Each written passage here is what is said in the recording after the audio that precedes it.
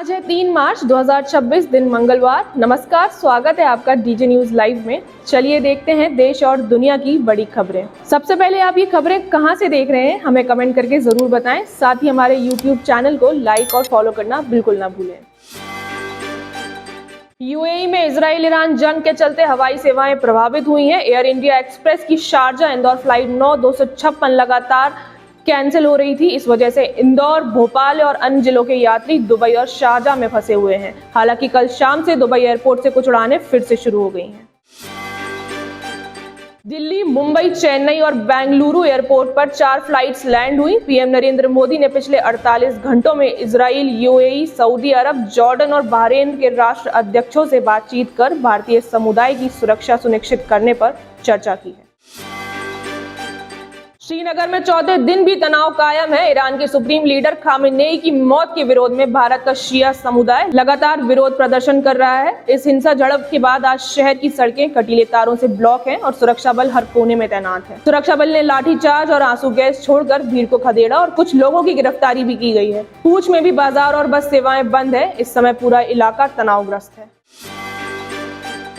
UP के मुख्यमंत्री योगी आदित्यनाथ ने लोगों से बड़ी अपील की है। उन्होंने कहा कि होली पर किसी पर भी जबरन रंग न लगाया जाए और न ही आपत्तिजनक गाने चलाएं। साथ ही कहा त्योहार को शांति और सद्भावना से मनाएं। सीएम ने 2014 के पहले बात करते हुए कहा कि यूपी में त्योहार से पहले अक्सर कर्फ्यू और तनाव होता था। आज कोई कर्फ्यू नहीं है, कोई दंगा नहीं है। आज के समय सुरक्षा और विश्वास का माहौल है।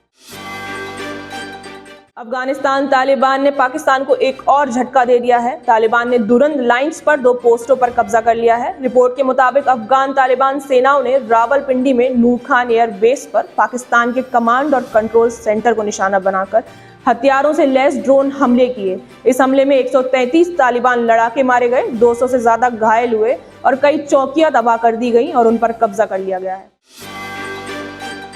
मध्य पूर्व में बढ़ते तनाव के बीच पाकिस्तान ने अमेरिकी दूतावास के सभी वीजा अपॉइंटमेंट्स रद्द कर दिए हैं। ये फैसला इस्लामाबाद, लाहौर और कराची के दफ्तरों पर लागू होगा और 6 मार्च तक रहेगा।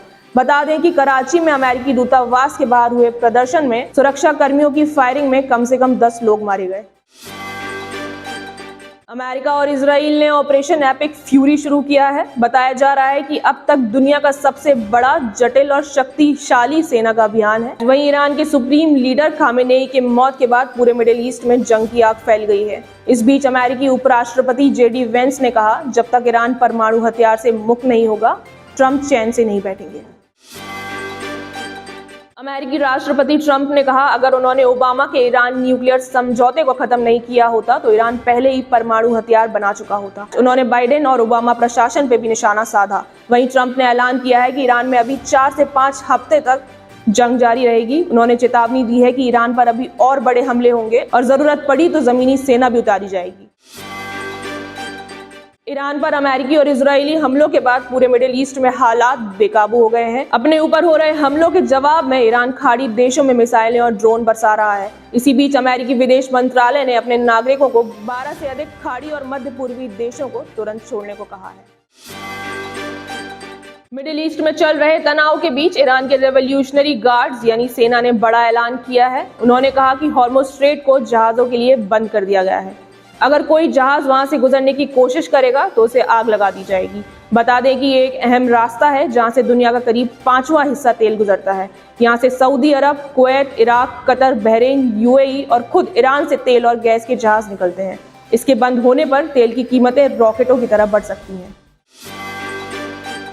अमेरिका और इजराइल के ईरान के साथ चल रहे युद्ध में अब नया मोड़ आ गया है। रिपोर्ट्स के अनुसार एक सीनियर अमेरिकी अधिकारी ने बताया कि अगले 24 घंटों में ईरान पर और भी बड़ा हमला होगा।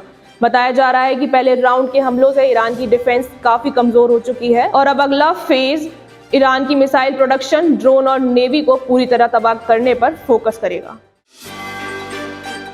ईरान ने यूएई के दुबई में यूएस मिलिट्री ठिकाने पर बड़ा ड्रोन हमला किया है। रिपोर्ट्स के अनुसार ईरान ने शाहिद 136 ड्रोन में दुबई में उस बिल्डिंग पर हमला किया जहां अमेरिकी मिलिट्री के अधिकारी भी मौजूद थे। इससे पहले सऊदी में स्थित अमेरिकी दूतावास पर ईरान ने ड्रोन के जरिए निशाना साधा था। यहां पर हमले के बाद आग लगने की खबर आई थी। हालांकि रिपोर्ट्स में पता चला है कि एम्बेसी हमले के वक्त खाली थी।